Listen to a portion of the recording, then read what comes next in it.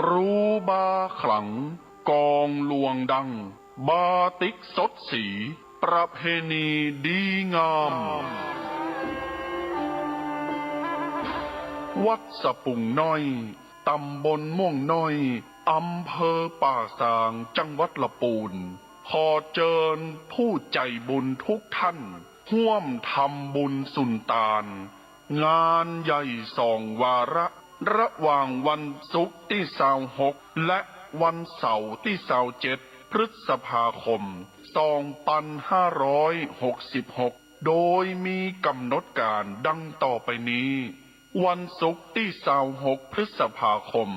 เวลา1 ทุ่มเป็นต้นไปประกอบพิธีพุทธาภิเษกเสกซ้อมย้อมยศสมเด็จองค์ปฐมต่างมหาจักรพรรดิทรงล้านนาพระประธานศาลาหอฉันอุดมสมสุขวัดสะปุงน้อยเวลา2 ทุ่มแสดงพระธรรมเทศนาอบรมสมโภช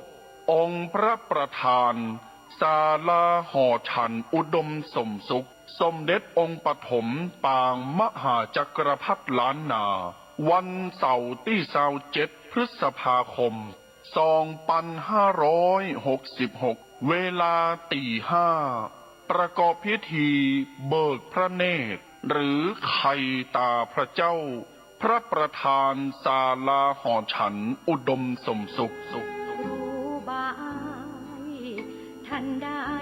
คำศาสนาเวลา9:39 นาทีพระสงฆ์พิธี30 รูปประกอบพิธีเจริญพระพุทธมนต์ในงานประเพณีส่งน้ำอธิธาตุและหูปเหมือนหลวงปู่ครูบาอ้ายอินทปัญโยอดีตเจ้าอาวาสวัดสะปุงน้อยเป็นสิ่งที่เรายึดถือบูชาภายในงานนี้มีมโหรสพสมโภชตลอดทั้งงานเช่นแห่ปืนเมืองประยุกต์คณะเพชรรุ่งนาตราชการประกวดฮ้องเพลงไทยลูกทุ่งแข่งขันประชันกองหลวงล้านนารำวงย้อนยุคและในงานนี้เชิญทุกท่านพบกับดารานักแสดงชื่อดังที่จะมาร่วมเป็นเกียรติภายในงานเช่นก๊อฟกันภักดีวิจิตรบูมภาคภูมิเก้าฐานชนและดารานักแสดงทีมงานละครเรื่องเลือดเจ้าพระยาทางช่อง3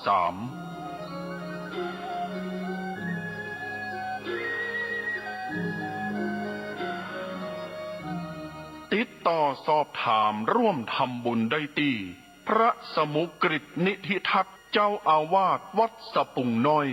เบอร์โทรศัพท์063-756-1681กินตาลหยาดน้ำนาบุญหลวงหลายจักสุขสบายจาดนี้ปลายหน้า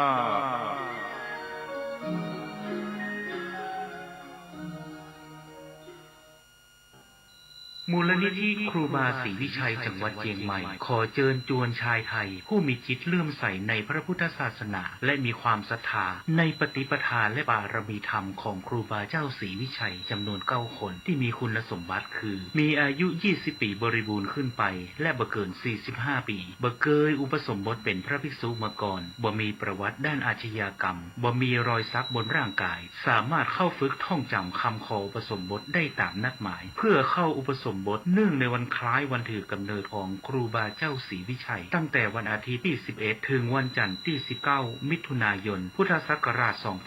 2566ชื่อรุ่นเทิดธรรมาธิปไตยณพัทธสีมาวัดพระสิงห์วรมหาวิหารแล้วไปเข้ารับการฝึกปฏิบัติวิปัสสนากรรมฐานณวัดร่ำเปิงตะโปธารามพระอารามหลวงโดยบ่ต้องเสียค่าใช้จ่ายใดๆแต่สามารถร่วมบริจาคสมทบได้ตามจิตศรัทธาติดต่อสอบถามรายละเอียดและสมัครโดยตรงได้ที่นายพยูนมีทองคำประธานกรรมการมูลนิธิครูบาศรีวิชัยโทรศัพท์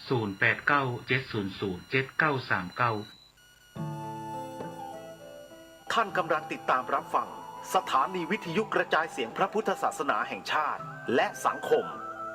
คลื่นเพื่อการศึกษาพระพุทธศาสนาและวัฒนธรรมระบบ FM 104.5 เมกะเฮิรตซ์ รายการต่อไปเป็นรายการคดีโลกคดีธรรม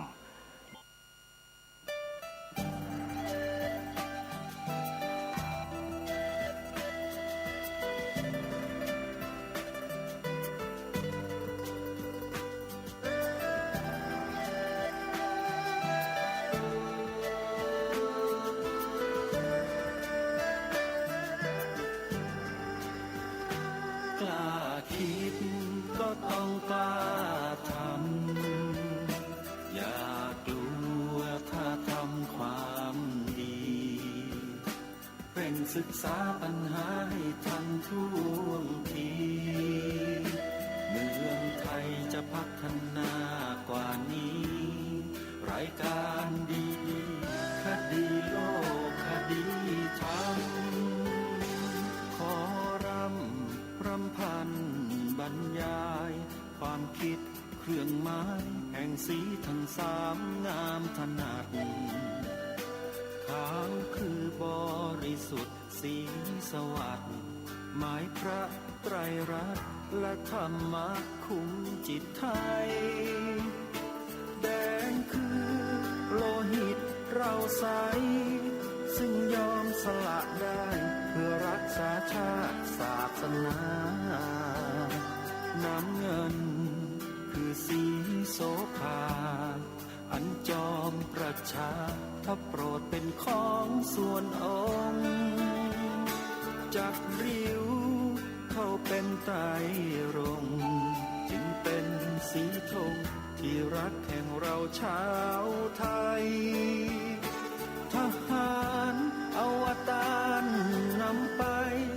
ยงยุทธวิชัยวิชิตก็ชูเกียรติสยามประเทศไทยที่เจริญมั่นคงมาได้จนถึงทุกวันนี้มิได้เกิดขึ้นจากความหวาดกลัวอย่างคลาดเขลาแต่บรรพบุรุษไทยของเราทุกยุคทุกสมัยล้วนแต่มีความกล้าหาญและชาญฉลาดปกป้องเอกราชสร้างชาติให้เกิดความมั่นคงโดยมีธงแห่งพระไตรรัตน์เป็นเครื่องนำชัยจึงเป็นที่มาที่ไปของรายการคดีโลกคดีธรรมกล้าคิดก็ต้องกล้าทำอย่ากลัวถ้าทำความดีเร่งศึกษาปัญหาให้ทันท่วงทีเมืองไทยจะพัฒนากว่านี้รายการดีคดีโลกคดีธรรมรายการดี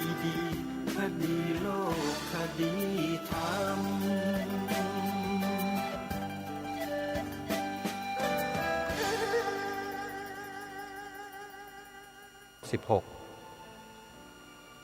รายการคดีโลกคดีธรรมในช่วงนี้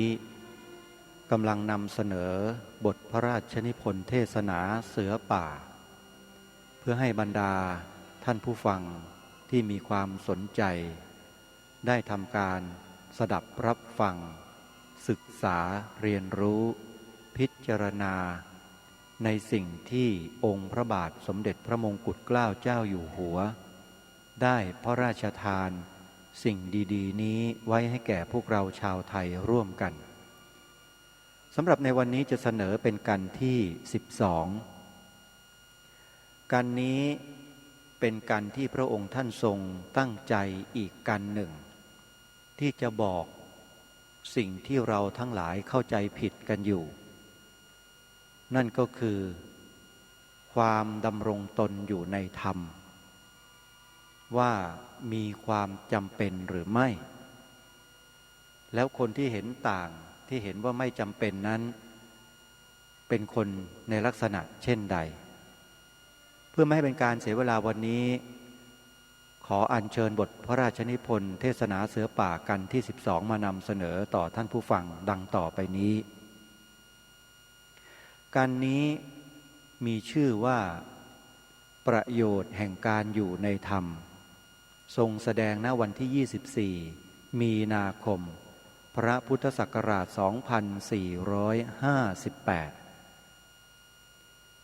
พระองค์ท่านทรงขึ้นต้นด้วยพระบาลีว่าธัมโมหะเวรักขติธรรมจารี คนสมัยใหม่มีอยู่บ้างบางคนซึ่งไม่รู้สึกความจำเป็นแห่งการอยู่ในธรรมที่เป็นเช่นนี้เพราะเหตุ2 ประการคือประการที่ 1เพราะเข้าใจผิดคิดว่าการที่อยู่ในธรรมเป็นเครื่องแสดงตนเป็นคนแก่วัดเถรครึหรือสมองเก่าไม่ถูกแบบคนสิวิไลความเข้าใจผิดอันนี้ย่อมบังเกิดขึ้นเพราะความรู้ตื้นของตนเองขาดความพิจารณาและอาศัยความปรารถนาที่จะประพฤติตนให้เป็นคนสิวิไลจึงต้องตั้งใจเอาอย่างฝรั่งมากที่สุดที่จะเอาอย่างได้เพื่อทำเช่นนี้ให้ถึงที่คนจำพวกนี้มักทิ้งธรรมะประเพณีซึ่งพ่อแม่ปู่ย่าตายายของตนเองได้ถือมาแล้วแต่ก่อนและสั่งสอนตนมาและมุ่งหมายว่าจะถือเอาธรรมะประเพณีของฝรั่งผู้ซึ่งนิยมว่าเป็นมนุษย์จำพวกที่สิวิไลกว่าชาวเราเองนั้นทีเดียวความมุ่งมา่ปรารถนาเช่นนี้ถ้าสามารถจะทำไปให้เป็นผลสำเร็จจริงก็ไม่สู้กระไรนักคือถึงแม้ว่าจะทิ้งประเพณีประพฤติธรรมจรรยาอย่างแบบไทยใช้แบบฝรั่งในที่สุดก็คงได้ผลคล้ายคลึงกันนั่นเองเพราะหลักแห่งธรรมะย่อมเหมือนกันหมดทั้งโลกไม่ว่าในหมู่ชนชาติใดภาษาใดเว้นเสียแต่ที่เป็นคนป่าเท่านั้นแต่เผอิญเป็นเคราะห์ร้ายของชาวเราฝรั่งโดยมากซึ่งไทยเราผู้อยากเป็นศิษย์จะได้พบปะได้โดยใกล้ชิดจริงๆมักเป็นผู้ซึ่งไม่สมควรที่จะเป็นครูด้วยประการทั้งปวงฝรั่งที่ออกมาอยู่ในเมืองเรานี้ย่อมมีเป็น2 จำพวกคือจำพวกที่ 1เป็นผู้ออกมาอยู่โดยมีกิจธุระมีเป็นข้าราชการของกรุงสยามบ้างเป็นพ่อค้าบ้างอีกพวกหนึ่งเป็นคนซึ่งจะหาคำอื่นเรียกไม่ได้ดีกว่าจรจัดเพราะมักจะเป็นผู้ที่ได้ซัดเซพเนจรมาหลายแห่งแล้วและอยู่แห่งใดก็ไม่ใคร่จะได้นานฝรั่งจำพวกที่ 1กับที่ 2นั้นถึงแม้เป็นฝรั่งด้วยกันก็จริงแต่เขาจะได้คบค้าสมาคมระหว่างกันและกันนั้นก็หามิได้เพราะเขาย่อมถือตนว่าเป็นคนละชั้นกันโดยแท้ทีเดียวจำพวกที่ 1มักสมาคมแต่ในหมู่เขาเองและไม่ใคร่จะรับคนไทยเข้าสู่สมาคมของเขาเพราะฉะนั้นไทยเราโดยมากจะได้มีโอกาสรู้ธรรมประเพณีนิยมของเขาเหล่านี้ก็หามิได้ฝ่ายฝรั่งพวกที่ 2นั้นย่อมพอใจรับรองไทยเราเข้าสมาคมของเขาย่อมพอใจให้ไทยเราคบค้าเพราะเป็นทางหาเลี้ยงชีพของเขาโดยแท้ฝรั่งจำพวกนี้คือพวกที่เป็นเจ้าของโฮเทลโรงเหล้าและโรงผู้หญิงนครโสเพณีซึ่งจำเป็นอยู่เองที่จะต้องแสดงกิริยาอัจฉาสัยดีต่อคนไทยและอย่าว่าแต่คนไทยเลยต่อให้คนป่าคนดงอะไรก็ดีถ้ามีเงินแล้วเขาก็คบได้ทั้งสิ้นฝรั่งจำพวกนี้ย่อมไม่ได้รักษาธรรมจรรยาเลยและในหมู่ฝรั่งกันเองเขาก็ดูถูกและเกลียดชังแต่ฝ่ายคนไทยเราซึ่งตั้งตนเป็นคนสมัยใหม่ขาดความรู้ตื้นลึกหนาบางสำคัญว่าผิวขาวแล้วเป็นดีเท่ากันหมดเห็นควรเอาเป็นตัวอย่างได้หมดเหตุฉะนี้ เมื่อได้ทิ้งประเพณีธรรมจัญญาอย่างที่พ่อแม่ปู่ย่าตายายของตนเองได้สั่งสอนมาแล้วนั้นก็ฉวยได้แต่แบบแผนของกากฝรั่งมาถือไว้เป็นธรรมะแทนจึงได้นิยมความประพฤติสัมมะเลเทเมากินเหล้าเล่นเบี้ยเล่นผู้หญิงว่าเป็นความประพฤติอันควรแก่คนที่ขึ้นชื่อว่าศิวิไล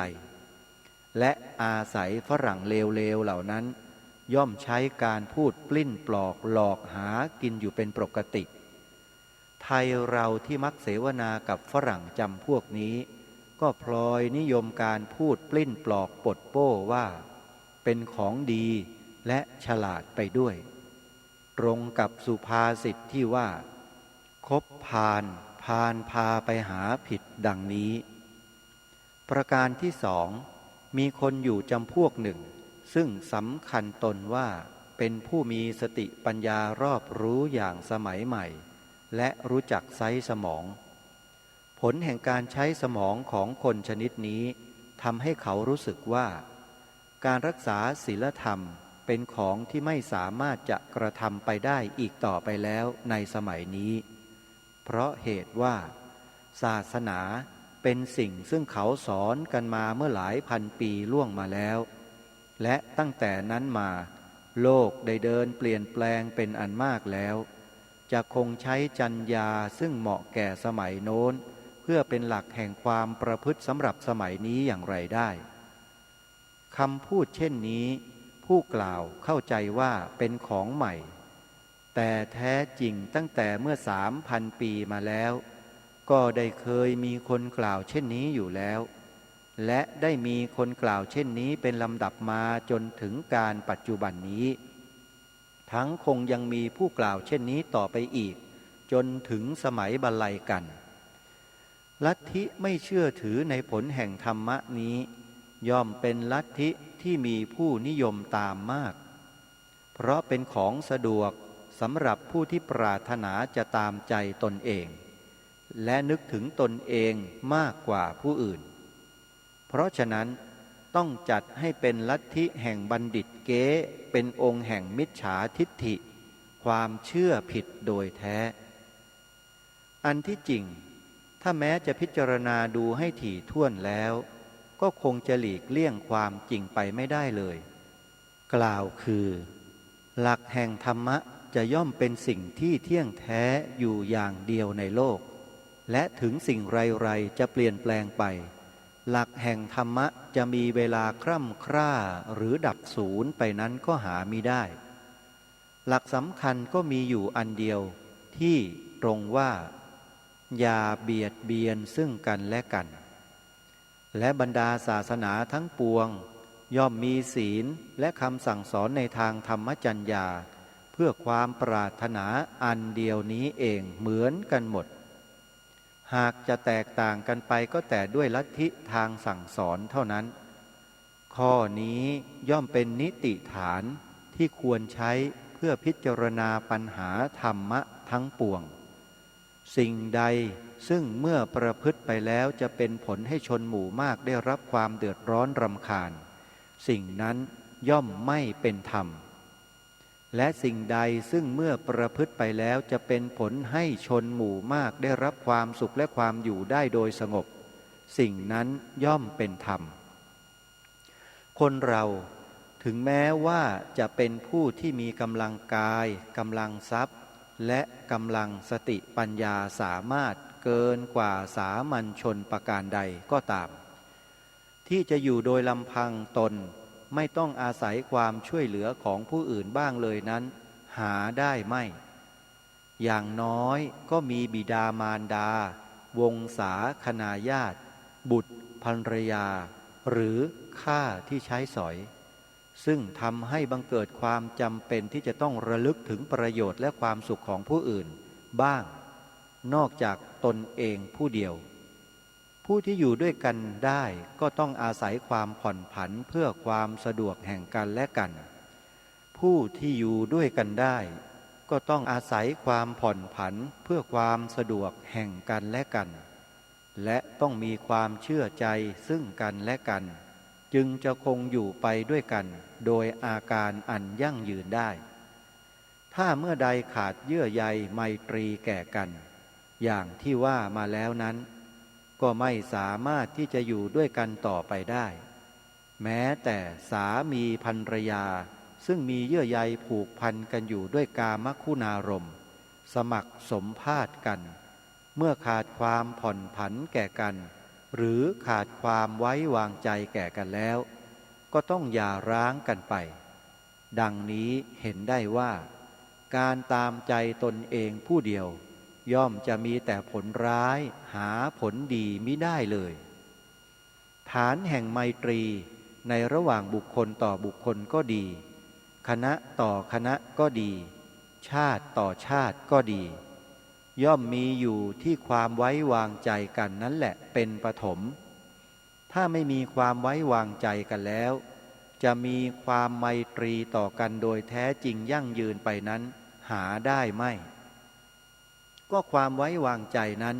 จะมีขึ้นด้วยเหตุใดเล่าตอบว่าจะมีขึ้นได้โดยแสดงให้ปรากฏว่ามีความตั้งใจดีไม่คิดจะเอาเปรียบและเบียดเบียนเขาหรืออีกในหนึ่งก็จะกล่าวได้ว่าต้องแสดงตนให้ปรากฏว่าเป็นคนสุจริตคือไม่ประพฤติกิจใดซึ่งจะเป็นหนทางให้ร้ายแก่ผู้อื่นไม่พูดจากลับกลอกหลอกลวงและไม่คิดปองร้ายผู้ที่ประพฤติได้เช่นนี้โดยสม่ำเสมอนั่นแหละชื่อว่าสัมมาจารีประพฤติอยู่ในศีลในธรรมก็เมื่อผู้ที่ประพฤติอยู่ในศีลในธรรมเป็นที่ไว้วางใจของผู้อื่นเช่นนี้แล้วจะว่าการประพฤติอยู่ในธรรมไม่เป็นประโยชน์แก่ตนอย่างไรถึงแม้ว่าจะไม่นึกถึงอื่นไกลเพียงแต่นึกถึงประโยชน์ของตนเท่านั้นเองก็จะต้องแลเห็นได้แล้วว่า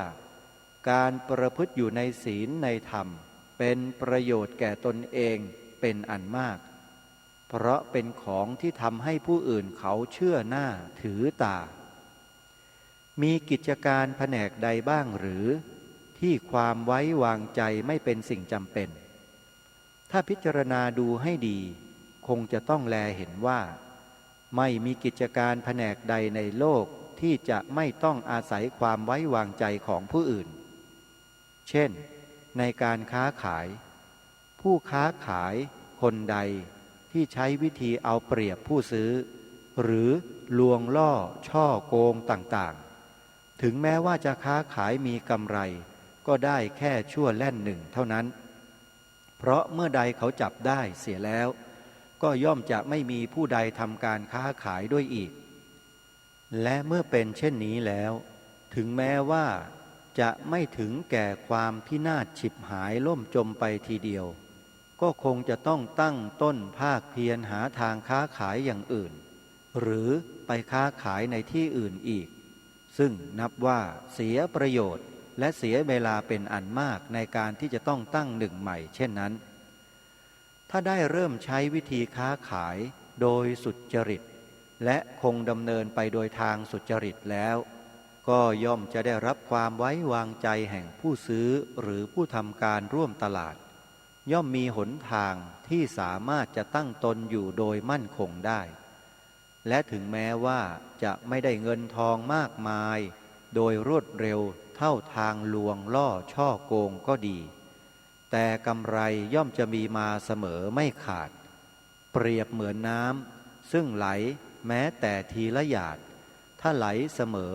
มิได้ขาดในไม่ช้าก็เต็มภาชนะดังนี้อังกฤษเขาจึงได้กล่าวเป็นสุภาษิตไว้ว่าความสุจริตเป็นอุบายดียิ่งยวดและสุภาษิตอันนี้ย่อมใช้ได้ทั่วไปไม่ว่าจะทำกิจการใดๆในโลกนี้ส่วนในราชการก็ย่อมจะชอบใช้คนที่ประพฤติสัมมาจารีศีลธรรมเหมือนกันข้อนี้เป็นที่น่าอัศจรรย์ที่ยังมีบุคคลบางจำพวกเข้าใจไม่ได้เลยถ้าเข้าใจข้อนี้โดยแจ่มแจ้งแล้วก็คงจะไม่ต้องได้ยินเสียงบ่นอยู่เนืองๆว่า คนมีสติปัญญารัฐบาลท่านไม่ชุบเลี้ยงแท้จริงผู้กล่าวเช่นนี้ย่อมจะลืมหรือแกล้งลืมเสียว่าเป็นความจำเป็นที่รัฐบาลจะต้องพยายามเลือกเฟ้นคนที่ดีจริงๆไว้ใช้ในราชการคำว่าคนดีจริงๆจะแปลแต่เพียงว่ามีวิชาความรู้ดีหรือเฉลียวฉลาดดีเท่านั้นหาเพียงพอไม่ย่อมจะต้องมุ่งไปถึงชนทั่วไปนิยมว่าเป็นคนดีโดยรอบตัวด้วยเมื่อในพนิชยการต้องการความไว้วางใจเชื่อถือแห่งชนทั้งหลายเป็นที่ตั้งแล้วในราชการไม่ต้องการเช่นนั้นบ้างหรือต้องเข้าใจว่ารัฐบาลต้องการคนใช้ที่เป็นที่ควรไว้วางใจได้มากกว่าพาณิชยการเสียอีกการกดขี่ข่มเหงอาณาประชาชนไม่มีหนทางใดที่จะร้ายไปกว่าการมอบอำนาจไว้ในมือผู้ที่ไม่สมควรจะเป็นที่ไว้วางใจ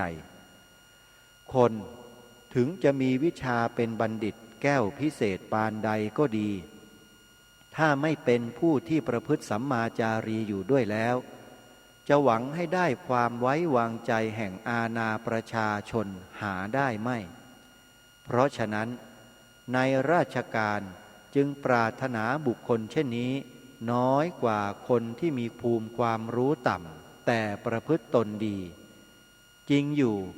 ผู้ที่ประพฤติตนไม่สู้จะดีบางทีก็ได้มีโอกาสตะเกียกตะกายขึ้นไปจนได้รับหน้าที่ใหญ่ๆในราชการได้แต่บุคคลชนิดนี้ก็เหมือนพ่อค้าผู้ลวงล่อช่อโกงผู้ซื้อและผู้ขายร่วมตลาดคือจะได้ดีก็ไปได้ชั่วแล่นหนึ่งเท่านั้นจะได้มั่นคงอยู่ในตำแหน่งหรือยศถาบรรดาศักดิ์ก็หามิได้ดังมีพยานปรากฏอยู่หลายรายแล้วมิใช่หรืออันหนึ่งเมื่อบุคคลจะหาบ่าวไว้ใช้ในบ้านก็ต้องเลือกสรรผู้ที่ประพฤติดีเรียบร้อยไม่เป็นนักเลงสุรายาเมาหรือเล่นเบี้ยเล่นผู้หญิงเป็นนิดจึงจะไว้วางใจใช้สอยสนิทสนมได้แท้จริงมิใช่หรือที่ต้องเลือกเช่นนี้เพราะเหตุไรเล่าการกินเหล้าเมายาหรือเล่นเบี้ยเล่นผู้หญิงแท้จริงก็เป็นการส่วนตัวของบ่าวนั้นเองไม่เกี่ยวแก่ส่วนการงานที่เขากระทำให้แก่เราผู้เป็นนายเลยแต่เหตุใดเราจึงจะไปห้ามเขาเล่าก็เพราะเรากลัวอยู่ว่าเขาจะทำการงานไม่ดีหรือถึงแก่เสื่อมเสียหรือกลัวว่าถ้าไม่มีเงินจะใช้ก็จะหยิบฉวยเอาของนายซึ่งจะพลอยให้นายต้องเสียทรัพย์ไปด้วยเปล่าๆทั้งถ้าบ่าวเป็นคนเหลวไหลเป็นนักเลงสัมมะเลเทเมาก็เสียชื่อถึงนายด้วยมิใช่หรือก็เมื่อบุคคลซึ่งรักชื่อเสียงของตนไม่พอใจใช้บ่าวที่ประพฤติไม่ดีดังกล่าวมาแล้วนั้นเหตุไฉนเล่าจะเกณฑ์ให้รัฐบาลใช้คนที่ไม่พยายามจะประพฤติสัมมาจารีรัฐบาลก็ต้องรักษาเกียรติคุณชื่อเสียงเหมือนกันและยิ่งกว่าบุคคลอีกด้วยซ้ำเหตุฉะนี้ถึงแม้ว่าความประพฤติสัมมะเลเทเมาจะแก้ว่าเป็นการส่วนตัวก็ตามทีแต่ฝ่ายรัฐบาลจะทำไม่รู้ไม่เห็นเสียนั้นย่อมไม่ได้อยู่เองเพราะรัฐบาลต้องการให้มหาชนไว้วางใจในกิจการที่รัฐบาลจะกระทำเพื่อหิตานุหิตะประโยชน์ของเขาทั้งหลายและถ้าใช้คนที่ไม่สมควรจะไว้วางใจได้ทุกสถานแล้วก็เหมือนทำลายความไว้วางใจซึ่งปรารถนานั้นลงเองข้อนี้ผู้ที่ต้องออกจากราชการเพราะความประพฤติไม่ดีย่อมจะลืมเสียแล้วและเที่ยวบ่นและชักชวนให้คนอื่นมีความสงสารตนว่าเป็นคนที่มิได้รับความยุติธรรมแต่ถ้าคนทั่วไปพิจารณาเหตุผลจนเข้าใจความปรารถนาแห่งรัฐบาลดังได้แสดงมาแล้วนั้นก็คงจะไม่ฟังเสียงผู้ที่ถูกไล่ออก เพราะความประพฤติชั่วของตัวเขาเอง และเมื่อไม่มีคนฟังและไม่ได้รับความสงสารแล้วบุคคลจำพวกนั้นก็จะพูดน้อยลงทั้งการถูกไล่ออกก็จะเป็นการลงโทษอันเป็นประโยชน์ได้แท้จริงเป็นข้อควรกลัวแห่งผู้ที่ยังคงอยู่ในราชการนั้นด้วยถ้าแม้จะพิจารณาโดยแท้จริงหรือจะเดาก็โดยไม่ผิดได้คือถึงแม้ผู้ที่บ่นอวดดีหรือการส่วนตัวนั่นเองก็ดีในใจของตนก็ย่อมรู้อยู่ความประพฤติของตนนั้นผิดแต่ในขณะเมื่อยังอยู่ในราชการนั้นสำคัญผิดคิดไปเสียว่าจะไม่มีใครเขาจับได้เพราะถ้าทำการงานดีอยู่แล้วก็คงจะไม่มีเจ้าขุนมูลนายผู้ใดจ้ำจี้จ้ำชัยไปถึงความประพฤติส่วนตัวความคิดอันนี้เองทำให้เกิดความเหลิงเพลินไปในความเชื่อถือตนเองก็ประพฤติตามใจตนเองมากขึ้นทุกทีจนมีผลให้ตนทำการงานในหน้าที่บกพร่องไปแต่โดยตนเองหารู้สึกตนไม่ความบกพร่องนั้นๆมีมากขึ้นทุกทีจนในที่สุดเหลือที่ผู้บังคับบัญชาจะละเลยเสียได้ต้องท้วงทักตักเตือนขึ้นซึ่งถ้ารู้สึกตัวก็รั้งตัวให้หยุดได้เหมือนนายสารถีรั้งม้าซึ่งจะพาห่อไว้ได้ก่อนที่จะเป็นอันตรายแต่ถ้ามีความเหลิงและทะนงในความฉลาดของตนมากอยู่เพิกเฉยเสียไม่ฟังคำตักเตือนก็เหมือนสารถีที่ปล่อยให้ม้าพาห่อไปจนตกเหวรถหักป่นปี้ไปเท่านั้นเมื่อเป็นเช่นนี้ผู้บังคับบัญชาซึ่งยังมีความปราณีอยู่ก็มักจะใช้วิธีให้ออกจากราชการเพื่อความประสงค์จะให้เป็นการเงียบหายไปแต่โดยมากหาเป็นเช่นปรารถนาไม่เพราะผู้ที่ออกจากราชการนั้นไม่รู้สึกประโยชน์อันแท้จริงของตนมัวนึกถึงแต่การที่จะแก้หน้าของตนเท่านั้นจึงพูดเพ้อเจ้อไปต่างๆตามที่ได้ยินและได้เห็นในหนังสือพิมพ์มามากกว่ามากจนน่าเบื่อเต็มที่อยู่แล้วแต่การพูดเพ้อเจ้อเช่นนี้มีประโยชน์จริงจังอย่างไรบ้างหรือถ้าพิจารณาดูให้ดีจะต้องเห็นว่าไม่มีประโยชน์ทั้งแก่ผู้พูดและผู้ฟังเพราะใช่ว่าการที่พูดเช่นนั้นจะบันดาลให้ผู้พูดได้กลับเข้ารับราชการอีกก็หามิได้และถึงในหมู่สามัญชนก็มีเป็นส่วนน้อยที่ใยดีในถ้อยคำของบุคคลเช่นนั้นเพราะเมื่อใครได้รู้เห็นความประพฤติอันไม่ดีของผู้พูดนั้นแล้วก็ย่อมจะต้องสิ้นความสงสารอยู่เองดังนี้ก็เป็นอันวนกลับเข้ามารอบเดิมอีกคือผู้ที่จะได้รับความสงสารของชนหมู่มากต้องเป็นผู้ประพฤติสัมมาจารีแต่ซึ่งได้รับความทุกข์โดยไม่ควรที่จะได้รับเมื่อกล่าวมาโดยสังเขปเพียงเท่านี้แล้วก็พอจะให้เห็นได้แล้วว่าการประพฤติอยู่ในธรรมเป็นประโยชน์แก่บุคคลผู้ประพฤติปานใดไม่เลือกว่าจะเป็นผู้ประกอบกิจธุระในทางใดส่วนผู้ที่จะทำการในหน้าที่นักรบบางคนเขาก็กล่าวว่าจะประพฤติอยู่ในทางธรรมไม่ได้อยู่เองแล้ว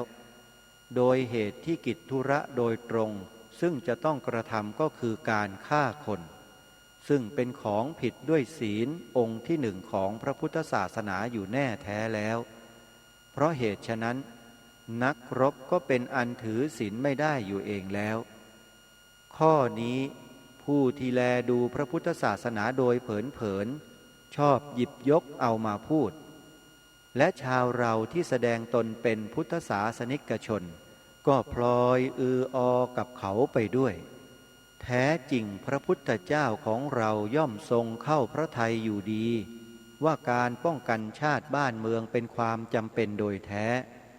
และผู้ที่มีหน้าที่กระทำกิจการเช่นนั้นจะนับว่าเป็นบุคคลที่ประกอบการเลี้ยงชีพโดยไม่ชอบธรรมนั้นหามิได้ ข้อที่ควรอ้างเป็นพยานได้มีอยู่หลายประการเพียงพอที่จะแสดงให้เห็นได้ว่าการรบเพื่อป้องกันชาติบ้านเมืองไม่เป็นข้อที่พระพุทธองค์ทรงห้ามปรามเลยถ้าทรงห้ามปรามหรือแม้ไม่ทรงเห็นชอบด้วยแล้วที่ไหนเลยจะทรงบังคับให้ทหารซึ่งหนีจากกองทัพของพระเจ้าพิมพิสารเข้าไปอุปสมบทนั้นศึกออกไปเข้ารับราชการในกองทัพตามเดิมทั้งในพระวินัยบัญญัติก็มีคำอนุญาตไว้ชัดเจนให้พระภิกษุไปกับกองทัพได้เพื่อกระทำกิจการเทศนาสั่งสอนทหารคงมีขีดขั้นอยู่แต่เพียงว่าไม่ให้อยู่ในกองทหารติดเกินกว่า7 ราตรีเท่านั้นอีกประการหนึ่งพระสงฆ์ประน้ำมนต์ธงชัยและทหารกับทั้งลงเลขยันในเครื่องรางต่างๆเป็นแบบธรรมเนียมมีติดต่อมาตั้งแต่พุทธกาลจนถึงทุกวันนี้ถ้าพระพุทธองค์ไม่ทรงพอพระทัยในกิจเช่นนี้จะมิได้มีข้อห้ามไว้ในพระวินัยบัญญัติแล้วหรือแท้จริงความประสงค์ที่พระพุทธองค์ทรงห้ามการฆ่าสัตว์ตัดชีวิตนั้นคือทรงหวังตัดความเบียดเบียนซึ่งกันและกันโดยใช้กำลังหรือเครื่องประหารข่มเหงผู้ซึ่งขัดใจแต่จะได้ทรงมุ่งให้กินความไปถึงการต่อสู้ป้องกันตัวหรือป้องกันชาติบ้านเมืองก็หามิได้เพราะฉะนั้นผู้ที่เข้าใจว่าข้าที่เป็นทหารแล้วก็เหมือนเป็นผู้ที่จำเป็นต้องอยู่ภายนอกพระพุทธศาสนาแล้วดังนี้นับว่าเข้าใจผิดเป็นอันมากการประพฤติตนอยู่ในศีลในธรรมไม่ขัดแก่การเป็นทหารเลยแต่ตรงกันข้ามกลับจะทำให้เป็นผู้ที่สมควรได้รับความไว้วางใจยิ่งขึ้นเพราะทหารเป็นผู้รับมอบให้อาวุธอยู่ในมือถ้าเป็นผู้ที่ไม่อยู่ในศีลในธรรมแล้วก็อาจจะใช้อาวุธนั้นเป็นเครื่องมือข่มเหงคเนงร้ายให้มหาชนได้รับความเดือดร้อนเป็นที่สุดเหตุฉะนี้ทหารผู้ที่ประพฤติด้วยคลองธรรมหรือผิดด้วยพระราชกำหนดกฎหมายแผ่นดินซึ่งมีธรรมะเป็นนิติฐานนั้นแล้วท่านจึงต้องเอาโทษลงอาญาหนักกว่าพลเรือนเพราะเหตุฉะนี้เองทหารผู้ประพฤติตนไม่ดีท่านจึงไม่ให้อยู่ในราชการเพราะเป็นผู้ที่จะไว้ใจให้ถืออาวุธหรือบังคับบัญชาคนที่ถืออาวุธต่อไปไม่ได้แล้วดังนี้จึงเห็นได้ว่าการอยู่ในธรรมนั้นเป็นของสำคัญสำหรับทหารและเป็นประโยชน์แก่ผู้ประพฤตินั้นเองโดยแท้เพราะฉะนั้นขอผู้ที่รับราชการเป็นทหารและหวังความมั่นคงและความเจริญในราชการจงอย่าได้หลงเชื่อถือผู้ที่กล่าวว่าทหารไม่ต้องอยู่ในศีลในธรรมนั้นเลยเป็นอันขาดข้อความที่ได้แสดงมาแล้วก็ดูจะเพียงพอที่จะแนะให้ผู้มีปัญญาตรองเห็นตามได้แล้วว่าการที่ประพฤติเป็นธรรมเป็นประโยชน์แก่บุคคลผู้ประพฤติเองนั้นปานใด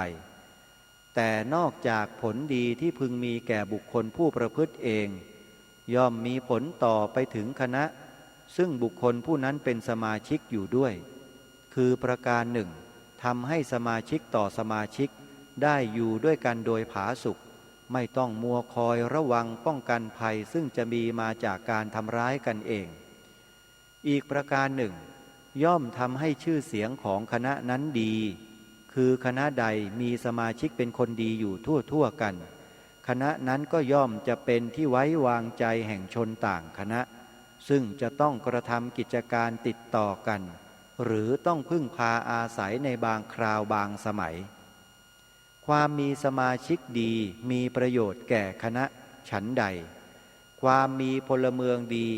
ย่อมเพิ่มพูนเกียรติคุณของชาติบ้านเมืองฉันนั้นความไว้วางใจแห่งผู้อื่นก็ย่อมเป็นที่พึงปรารถนาแห่งชาติไม่ผิดอะไรกับบุคคลเลย ชาติใดไร้ธรรมะสุจริตเอากำลังวังชาเที่ยวข่มเหงคะเนงร้ายเพื่อนบ้านถึงแม้ผู้มีกำลังจะได้ชัยชนะก็ดีแต่จะได้รับความสรรเสริญของโลกนั้นหามิได้ฝ่ายชาติผู้รักษาสัตย์ธรรมะสุจริตถึงแม้ว่าจะถึงแก่ปราชัยพ่ายแพ้แก่ผู้ที่มีกำลังมากกว่าก็มิได้เสียเกียรติคุณเลยจนนิดเดียวส่วนชาติใดที่ใช้กำลังโดยปราศจากธรรมะเที่ยวประหัตประหารเพื่อนบ้านเบียดเบียนเขาให้ได้รับความเดือดร้อนเพราะยุทธภัยถึงแม้ว่าจะมีชัยก็ไม่อยู่ยงไปได้ช้านานปานใดอย่าแลดูห่างไกลไปเลยแลดูแต่ข้างบ้านเราเองก็พอแล้วชาติใหญ่ที่เคยเป็นศัตรูขันสู้กับชาติไทยเรามาแต่ก่อนเคยกดขี่ข่มเหงและหาเหตุก่อการสงครามกับไทยเราโดยปราศจากทางธรรมะมาแล้วนั้นในเวลานี้เป็นอย่างไรบ้างชาติจีนซึ่งเคยเป็นนายของชาวเราเมื่อ 2,000 ปีล่วงมาแล้วชาติขอมที่เคยทำความคับแค้นให้แก่เราจนเลือดตากระเด็นและพวกพม่ารามันซึ่งเคยมาข่มเหงชาวเราให้ได้รับความเจ็บทั้งกายและใจเหลือที่จะพรรณนาชาติทั้งสามในเวลานี้เป็นอยู่อย่างไรใครๆที่มีหูมีตาก็ย่อมจะทราบอยู่เองแล้วส่วนชาติไทยซึ่งสำหรับแต่ถูกเพื่อนบ้านข่มเหงมาแทบไม่ขาดสามารถรักษาชาติของเราให้เป็นไทยอยู่ได้จนถึงบัดนี้ไม่ใช่เพราะเราตั้งอยู่ในธรรมสุจริตหรือผู้ที่เคยนิยมยกย่องลัทธิว่ากำลังคือธรรมะดังนี้ได้ตกต่ำรับความอัปยศอดสูเสียความเป็นไทยแห่งชาติไปแล้วเห็นปรากฏแก่ตาเช่นนี้ยังจะว่าไม่มีบุญมีกรรมอีกหรือเหตุฉะนี้คนไทยซึ่งรักชาติไทยจริงควรที่จะต้องตั้งหน้าบำเพ็ญเพียรช่วยกันรักษาธรรมะแห่งชาติเราให้มั่นคงอยู่ต่อไปและอาศัยเหตุที่คนไทยทุกๆคนเป็นส่วนหนึ่งแห่งชาติไทยจึงจำเป็นที่ต้องต่างคนต่างประพฤติสัมมาจารีรักษาธรรมะสุจริตเพื่อประโยชน์แห่งชาติของเราทั้งหลายขอจงเข้าใจเสียเถิดว่าชาติใดมีพลเมืองที่ประพฤติอยู่ในทำนองคลองธรรมมากที่สุดชาตินั้นแหละเป็นชาติที่สิวิไลแท้จริงแท้จริงความสิวิไลจะอยู่ที่การแต่งกายเอาอย่างฝรั่งหรือเอาความประพฤติสัมมะเลเทเมาของฝรั่งไพร่มาเป็นแบบแผนนั้นหามิได้ชาติที่เข้าใจผิดคิดเห็นเช่นนี้ก็มีอยู่แล้วเหมือนเป็นตลกอยู่ในท่ามกลางสมาคมแห่งนานาประเทศอยู่แล้วไม่ควรที่ชาติไทยเราจะเข้าไปเป็นตลกกับเขาด้วยอีกรายหนึ่งเลยธรรมะประเพณีที่ไทยเราเคยได้ใช้เป็นเครื่องคุ้มครองใจของคนเราทั้งหลายมีอยู่แล้วอย่างไรเมื่อเรายังไม่ได้พบปะธรรมะประเพณีที่รุ่งเรืองดียิ่งไปกว่าที่เราจะรู้ได้จากพระพุทธศาสนาของเราแล้วก็หาควรที่จะละทิ้งของเดิมของเราเสียไม่ขอคนไทยทั้งหลายที่อยากจะเห็นความเจริญรุ่งเรืองแห่งชาติไทยจงตั้งใจปฏิบัติกิจการทั้งปวงให้อยู่ในทำนองคลองธรรมให้ชาติของเราและตัวของเราทุกคนได้อาศัยธรรมะเป็นเครื่องป้องกันสัพพยันตรายสมด้วยพระพุทธภาษิตว่าธัมโมหะเวรักขติธรรมจารีธรรมย่อมคุ้มครองผู้ที่ประพฤติเป็นธรรมอันเป็นสุภาษิตซึ่งแสดงความจริงทั้งสำหรับบุคคลทั้งสำหรับคณะทั้งสำหรับชาติดังได้แสดงมาพอเป็นสังเขปแล้วนั้นหลายเนื่องด้วยเวลาของเรานั้นใกล้จะหมดลงพอดีสรุปท้ายรายการวันนี้ให้ท่านสาธุชนทั้งหลายได้เข้าใจว่า บทพระราชนิพนธ์เทศนาเสือป่าตอนนี้ พระองค์ท่านทรงย้ำชัดเจนว่า การประพฤติอยู่ในศีลในธรรมเป็นสิ่งจำเป็นสำหรับทุกคนทุกหมู่คณะทุกหน้าที่ทุกระดับชั้นไม่ว่าจะเป็นระดับบุคคลระดับองค์กรระดับหมู่บ้านตำบลอำเภอจังหวัดหรือระดับชาติไม่ว่าจะเป็นทหารตำรวจข้าราชการพลเรือนหรือองค์กรอิสระทั้งหลายผู้พิพากษาอัยการนักกฎหมายไม่ว่าใครทั้งนั้นการประพฤติอยู่ในสัมมาจารีเป็นคนมีศีลมีธรรมศีลและธรรมจึงมีความจำเป็นสำหรับมนุษย์ทุกยุคทุกสมัยใครปฏิเสธศีลธรรมท่านสาธุชนก็ลองคิดดูแล้วกันว่าคนประเภทนั้นเป็นคนเช่นไรรายการคดีโลกคดีธรรมของเรานั้นเป็นรายการที่ส่งเสริมสังคมให้มีศีลมีธรรมให้ประพฤติอยู่ในสัมมาจารีให้เป็นผู้ที่ไว้วางใจแก่ทุกคนเรากำลังดำเนินรอยตามเบื้องพระยุคลบาทของพระองค์ท่านขอให้พวกเราตั้งอกตั้งใจทำความดีโดยไม่ต้องหวั่นเกรงต่ออิทธิพลความชั่วทั้งหลายใดๆทั้งสิ้นคนทำความดีต้องกล้าเหมือนกับบทเพลงของรายการคดีโลกคดีธรรมที่บอกว่ากล้าคิดก็ต้องกล้าทำอย่ากลัวถ้าทำความดีเพราะฉะนั้นขอสนับสนุนทุกท่านให้ทำความดีวันนี้เวลาของรายการหมดลงแล้วต้องขอสมมุติยุติไว้แต่เพียงเท่านี้ขอความสุขสวัสดีจงมีแด่ท่านผู้ฟังทุกท่านทุกคนเทินขอเจริญพร